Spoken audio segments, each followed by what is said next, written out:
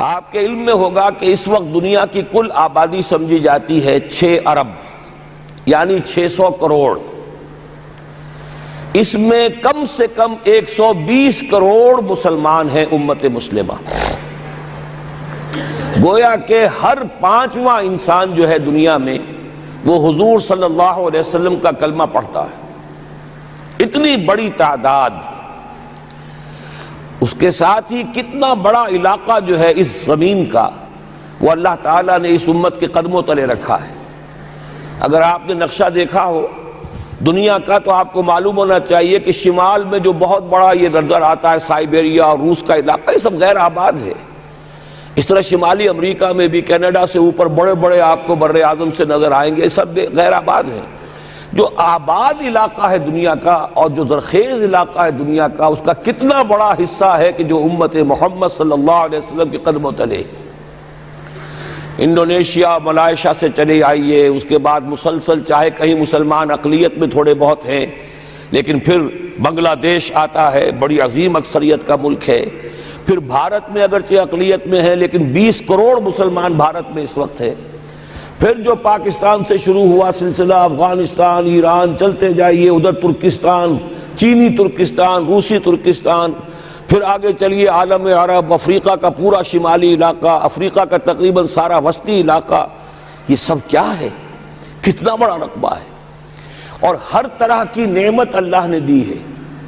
اس میں نباتات بھی ہیں، اس میں معدنیات بھی ہیں، اور سب سے بڑھ کر آج کی دنیا میں جو اہم ترین شے ہے کہ پیٹرول جو ہے، تیل جو ہے، اس کے سب سے بڑے ذخائر وہ ہیں کہ جو مسلمانوں کے قدمے تلے. اتنی تعداد میں ہونے کے باوجود،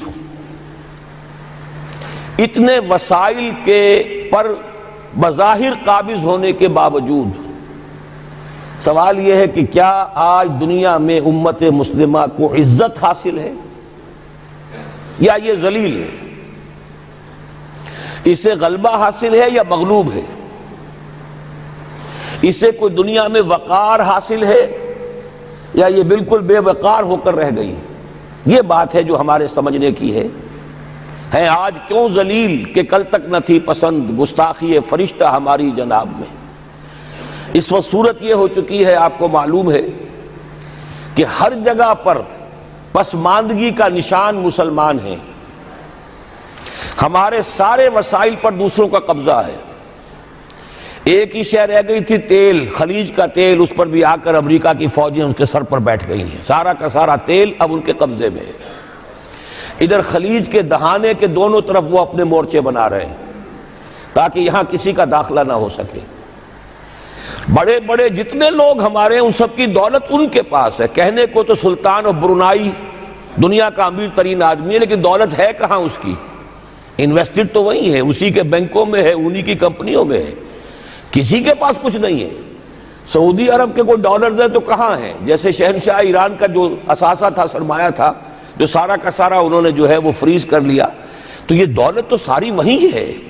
کہنے کو ہے کہ آپ کے اکاؤنٹ میں اتنا روپیہ ہے، لیکن سوال یہ ہے کہ وہ اکاؤنٹ فی الواقع کس کے قبضے میں ہے؟ پھر آپ کو معلوم ہے کس طریقے سے مسلمانوں کے ساتھ سلوک ہو رہا ہے. ہر جگہ پر جہاں چاہیں، جس طرح چاہیں انہیں ستا لیں.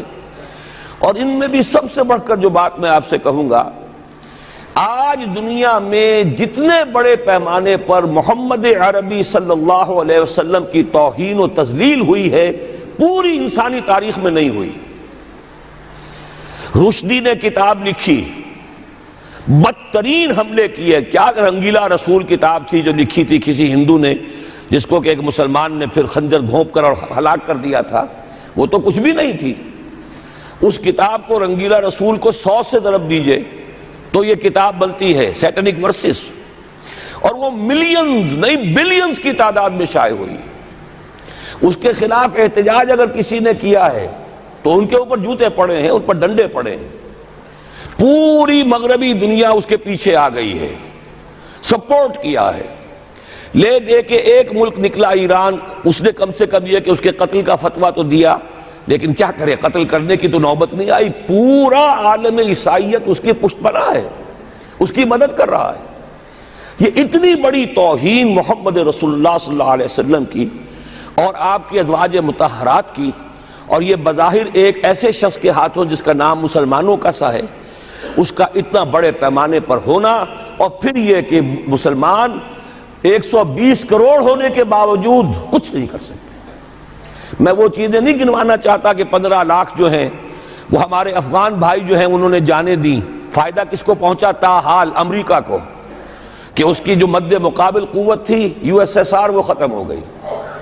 اسی طریقے سے جو کچھ کشمیر میں ہو رہا ہے، ہماری بے ہمیتی بے غیرتی کا عالم یہ ہے، ہم کچھ اندر خانے تھوڑی بہت کو مدد کر کے سمجھتے ہیں کہ ہم نے فرض ادا کر دیا، جبکہ فرض تو یہ ہونا چاہیے تھا کہ ہم براہ راست اعلان کرتے اور انڈیا کو الٹیمیٹم دیتے کہ سٹاپ دس بزنس، یا یہ کہ پھر ہم سے جنگ ہے۔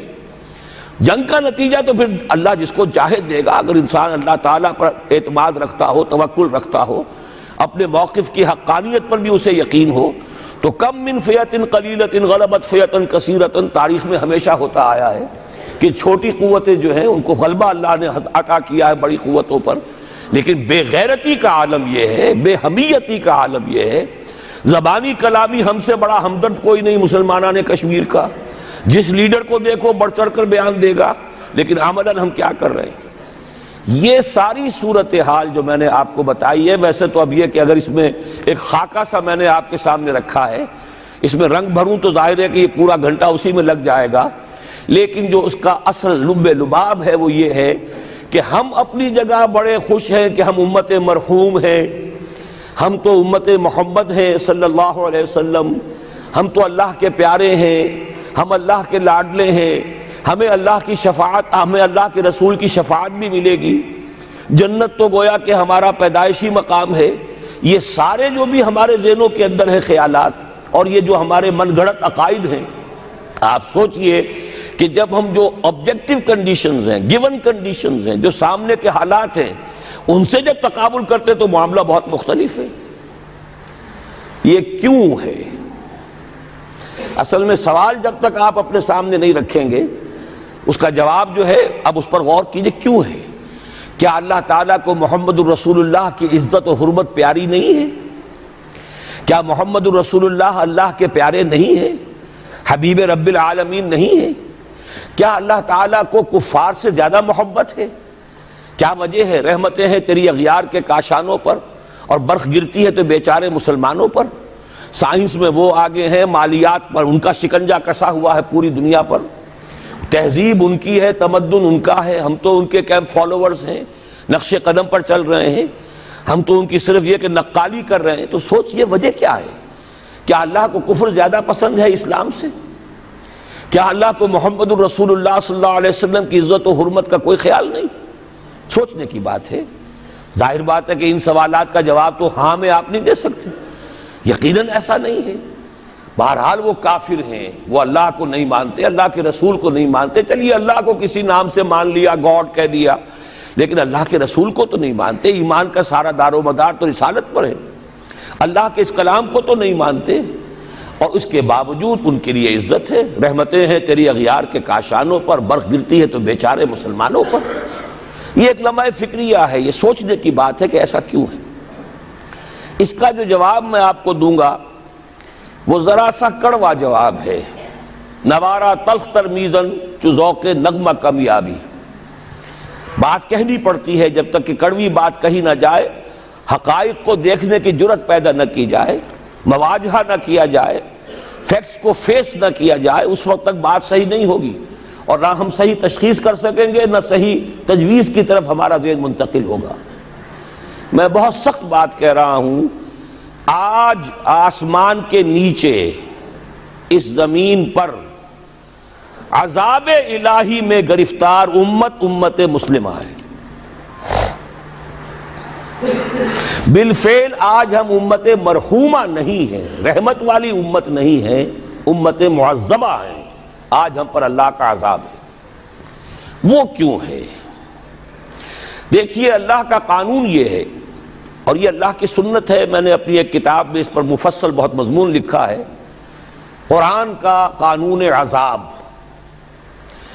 ایک عذاب تو آیا کرتا تھا ان قوموں پر جن کی طرف اللہ رسول بھیجتا تھا، اِنَّا أَرْسَلْنَا نُوحًا إِلَىٰ قَوْمِهِ، اگر رسول کی بات مان لی تو قوم کے لیے بہت خوشحالی ہے، مبارکباد ہے، اللہ کی رحمتوں کے سائے ہیں، اور نہیں مانی تو بربادی ہے، تباہی ہے، خاتمہ ہے۔ پوری قوم نوح غرق کر دی گئی، پوری قوم عاد ختم کر دی گئی، حضرت ہود کو نہیں مانا۔ پوری قوم سمود ختم کر دی گئی، حضرت صالح کو نہیں مانا۔ عمورہ اور صدوم کی بستیاں ختم کر دی گئی، حضرت لوط کو نہیں مانا۔ آل فرعون غرق کر دیے گئے، حضرت موسیٰ کو نہیں مانا۔ مدین کے علاقے کو تباہ کر دیا گیا، حضرت شعیب کو نہیں مانا۔ یہ بات سمجھ میں آ گئی؟ لیکن جب سے نبوت اور رسالت کا سلسلہ ختم ہوا، اس قسم کا عذاب اب دنیا میں نہیں آ سکتا۔ وَمَا كُنَّا مُعَذِّبِينَ حَتَّى نَبْعَثَ رَسُولًا، ایسا عذاب ہم نہیں بھیجتے رہے جب تک کہ رسول کو نہ بھیج دیں۔ رسول آ گیا، اس نے حق کو بیان کر دیا، بات کو کھول کھول کر مبرہن کر دیا، ہر چیز واضح کر دی، کوئی مغالطے کا امکان نہ رہا۔ جاء الحق وزهق الباطل، ہر شے جو ہے دودھ کا دودھ، پانی کا پانی جدا ہو گیا۔ اب بھی جس نے نہیں مانا تو معلوم ہوا اس میں کوئی خیر نہیں ہے، اب خیر کا فقدان ہے۔ تو اس قوم کو جیسے کہ آپ باغ کے اندر جھاڑو دے کر جب کوئی آندھی چلے تو پتے گرے ہوئے ہوتے ہیں، ان پتوں کو ایک جگہ جمع کر کے دیاسلائی دکھا دیتے ہیں تاکہ یہ پتے جو ہیں یہاں پر بدزیبی کا ذریعہ نہ بنے، تو پوری قوم ہلاک، کأن لم یغنوا فیہا، ایسے ہو گئے جیسے تھے ہی نہیں۔ یہ عذاب اب نہیں آئے گا، اس لیے کہ آخری نبی، آخری رسول محمد الرسول اللہ صلی اللہ علیہ وسلم۔ اب آج جو عذاب آتا ہے، دیکھیے کافروں کے لیے عذاب اصل میں آخرت میں ہے۔ دار العذاب، دار الجزا، وہ تو آخرت ہے، یہ تو دار الامتحان ہے۔ اب جو عذاب آتا ہے وہ اس قوم پر جو ہو تو حامل کتاب الہی، شریعت خداوندی کی کسٹوڈین، اللہ کے رسول کی نام لیوا، اس کے ساتھ عشق کا دعویٰ کرنے والی، عمل اس کے برعکس ہو۔ حالانکہ اللہ نے اگر اسے وہ مقام دیا، اللہ نے اس کی طرف رسول بھیجا اور اسے رسول کے امتی بننے کا شرف عطا کیا، اسے اپنا کلام دیا، کتاب دی، اسے اپنی شریعت دی، تو کس لیے دی؟ تاکہ اس پر خود بھی عمل کریں، اسے دوسروں تک بھی پہنچائیں۔ وہ گویا کہ اس روئے ارضی پر وہ امت، وہ قوم اللہ کی نمائندہ قوم ہوتی ہے، ریپرزنٹیٹو ہوتی ہے۔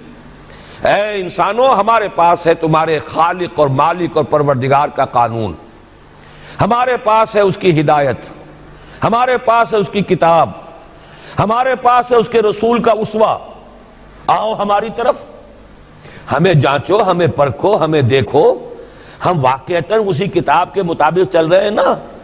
دیکھ لو ہم جو کہتے ہیں وہی کرتے ہیں نا؟ وہی بات تو نہیں ہے کہ لما تقولون ما لا تفعلون، کبر مقتا عند اللہ ان تقولوا ما لا تفعلون۔ آؤ دیکھو ہم نے اس کتاب کے مطابق، اللہ کی ہدایت کے مطابق کیسا اچھا معاشرہ بنایا ہے، کیسا انصاف ہے، کیسا امن ہے، کیسا بھائی چارہ ہے، کیسی اخوت ہے۔ آؤ دیکھو ہمارے ہاں تقسیم دولت کا نظام کتنا صحیح ہے۔ ایسا نہیں ہے کہ کوئی جو ہے اسے دولت کی بدہضمی ہو رہی ہو اور کوئی وہ ہے کہ جو بھوکا مر رہا ہو، ایسا نہیں ہے۔ دیکھو ہمارے ہاں انسانی شرافت، انسانی عزت، انسانی پریسٹیج اور انسانی حقوق بہتر سے بہتر شکل میں موجود ہیں، حریت ہے، آزادی اظہار رائے ہے، سب کچھ ہے۔ یہ کام اگر وہ امت کرے تو اس سے زیادہ خوش نصیب کوئی نہیں۔ پھر دنیا میں اس کو غلبہ ہوگا، دنیا کی خلافت اس کو دی جائے گی، دنیا کی امامت اس کو دی جائے گی، دنیا کی قیادت اس کو دی جائے گی۔ جیسے کبھی اقبال نے کہا تھا کہ سبق پھر پڑھ شجاعت کا، عدالت کا، صداقت کا، لیا جائے گا تجھ سے کام دنیا کی امامت کا۔ لیکن پھر وہی سبق پڑھنا پڑے گا جو صحابہ کرام نے پڑھا تھا۔ جب صحابہ کرام نے وہ سبق پڑھا تھا تو دنیا کی امامت اللہ نے ان کو عطا کی تھی کہ نہیں کی تھی؟ اگر تو اس کے مطابق عمل ہے تو ان سے زیادہ اللہ کو محبوب کوئی نہیں، اور اگر طرز عمل برعکس ہو جائے، کہیں کچھ اور کرے کچھ اور، کہیں یہ کہ قرآن پر ہمارا ایمان ہے اور اس کے قانون کو نافذ نہ کرے، کہیں یہ کہ ہماری تو محبوب ترین شخصیت محمد ہیں اور ان کی سنت کے اوپر عمل نہ کریں صلی اللہ علیہ وسلم. قرآن نے جس شے کو حرام کیا ہے اس کا استعمال کر رہے ہوں. اگر طرز عمل یہ ہو اور یہ طرز عمل اس حد کو پہنچ جائے کہ دنیا تانے دے یہ مسلمان کہاں اسلام دنیا میں ہمیں دکھاؤ, کہاں اسلام ہے؟ یہ مسلمان کیا اسلام پر کاربند ہے؟ جارج برنارڈ شاہ نے کہا تھا کہ میں جب قرآن پڑھتا ہوں تو محسوس کرتا ہوں اس سے بہتر کتاب کوئی ممکن نہیں, لیکن جب مسلمانوں کو دیکھتا ہوں تو محسوس کرتا ہوں ان سے زیادہ ذلیل قوم دنیا میں کوئی نہیں. یہ کنٹراسٹ ہے جو ہم اپنے وجود سے پیش کر رہے ہیں. کیا اس کی وجہ سے لوگ اسلام کی طرف راغب ہوں گے یا اسلام سے متنفر ہوں گے؟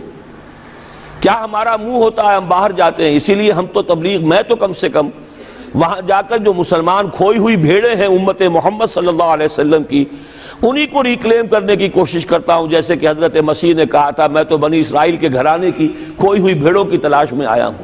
میرا منہ نہیں ہے کہ میں وہاں کسی امریکن سے بات کروں. وہ یہ کہے گا تم اپنا گھر تو سنوارو, فزیشن ہیل تھائی سیلف. تم ایک چھوٹا سا ملک نہیں چلا سکتے, تم نے اس کا بیڑا غرق کر کے رکھ دیا ہے. تم نے اسے کورٹ آف وارڈ بنوا دیا ہے IMF کا. ہاں یہاں تو گھڑی گھڑی جو ہے قرقمین آتے ہیں IMF کے اور ورلڈ بینک کے قرقی کرنے کے لیے. ہر روز ایک نئی قرقی ہو رہی ہے, ہر روز جو ہے آج پھر گاڑیوں کا کرایہ بڑھ رہا ہے, بجلی کا کرایہ قرقی ہو رہی ہے. عوام کے اندر جو بھی راہ رہ گیا اسے بھی چوسنے کا اور کشید کرنے کے لیے. ایک حکومت کو گرا دو وہ تو بدنام کر دی گئی, دوسری حکومت لے آؤ اس کے ہاتھ میں کچھ کام کروا لو, وہ بدنام ہو جائیں گے تو ان کو بھی ہٹا دینا. ان کا کیا کھیل ہے؟ یہ کھیل کھیلتے رہیں گے اور اس میں یہ ہے کہ اپنی قرقیاں کرتے چلے جاؤ. یہ حال اب کیا میرا منہ ہے کہ میں جا کر وہاں بات کروں؟ تم اپنے گھر کو دیکھو, تم اپنے ملک کو دیکھو. ایک وہ ہے جنہیں تصویر بنا آتی ہے, ایک تم ہو کہ لیے اپنی بھی صورت کو بگاڑ. ایک ہی ساتھ تم آزاد ہوئے تھے, ہندو بھی تھے کہ نہیں تھے. انہوں نے اس ملک کو بنایا ہے, اپنی معیشت کو, اپنی اکانومی کو اپنی بنیادوں پر, اپنے پاؤں پر, اپنے پیروں پر کھڑا کیا ہے. آج جو ہے وہ ایک منی سپر پاور بن چکا ہے. اور وہ کہ ڈرتا تھا پاکستان دو طرف سے ہمیں جو ہے قابو میں کر لے گا. پہلے تقریباً 20 برس جو ہیں ہندوستان کے, بھارت کے کانپتے ہوئے گزرے ہیں پاکستان سے. اب 30 برس سے جو صورتحال ہے وہ آپ کو معلوم ہے. تو صورت یہ ہے کہ جب کوئی قوم جو امت مسلمہ ہو یہ طرز عمل اختیار کرتی ہے تو عذاب اس پر آتا ہے. بڑی کڑوی بات ہے. آج عذاب کفار پر نہیں آ رہا, وہ تو اللہ تعالیٰ ان سے آخرت میں نبٹ لے گا, اور آخرت تو ہے ہمیشہ کی, بڑا سو عذاب تو وہی کا ہے. وَلَعَذَابُ الْآخِرَةِ أَكْبَرُ لَوْ كَانُوا يَعْلَمُونَ. دنیا میں کفار پر عذاب آتا تھا جب کوئی رسول بھیج دیا جائے, اب رسول آئے گا نہیں, لیکن اب دنیا میں جو عذاب آتا ہے وہ مسلمان امت پر آتا ہے.